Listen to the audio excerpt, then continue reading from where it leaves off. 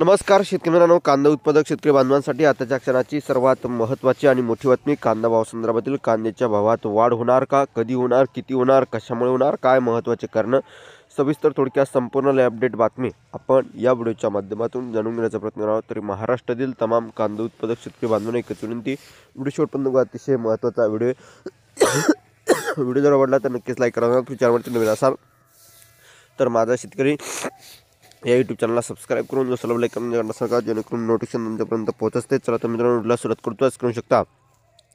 बांगलादेशात कांद्याचे भाव 100 पार बघू शकता. बांगलादेशात कांद्याच्या किमती आकाशाला भिडल्या आहेत. काही दिवसातच दर दुपटीचे वाढल्याने स्वयंपाकघराचे गणित पूर्णपणे बिघडले आहे. भारतातून होणाऱ्या कांदा निर्यातीवर बंदी कायम असताना स्थानिक साठे संपुष्टात आल्याने तेथील बाजार अस्थिर झाले आहे.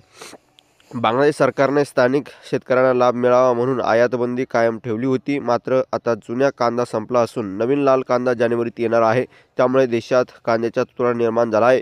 त्यामुळे लासलगाव येथील निर्यातदारांच्या केंद्र सरकारच्या हस्तक्षेप करत बांगलादेशाशी चर्चेद्वारे आयातबंदी हटवण्यासाठी प्रयत्न करणे गरजेचे असल्याची मागणी केली आहे.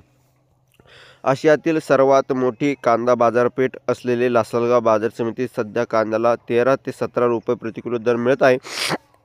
त्याचवेळी बांगलादेशात 100 रुपये किलो भाव पोहोचल्याने दोन्ही देशातील किमती 6 पट तफावत आहे. ढाका, चितगाव, राजशाही, खुलना या शहरात काही दिवसातच कांद्याची किंमत झपाट्याने वाढली. बांगलादेशातील स्थानिक माध्यमांच्या माहितीनुसार देशातील साठा संपला आहे. भारताच्या निर्यातबंदीमुळे बाजार आणखीन अस्थिर झाला आहे. सर्वसामान्यांच्या स्वयंपाकघरावर याचा परिणाम होत असून मासिक खर्चाचेही गणित बिघडले आहे. प्रवीण कदम निर्यातदार यांचं काय म्हणणं आहे तर बघा. लासलगाव बांगलादेश हा सर्वात मोठा कांदा आयातदार देश आहे. त्यांची तब्बल 1 वर्ष आयातबंदी कायम ठेवली आहे. केंद्र सरकारने तातडीने हस्तक्षेप आयातबंदी हटवावी. धन्यवाद.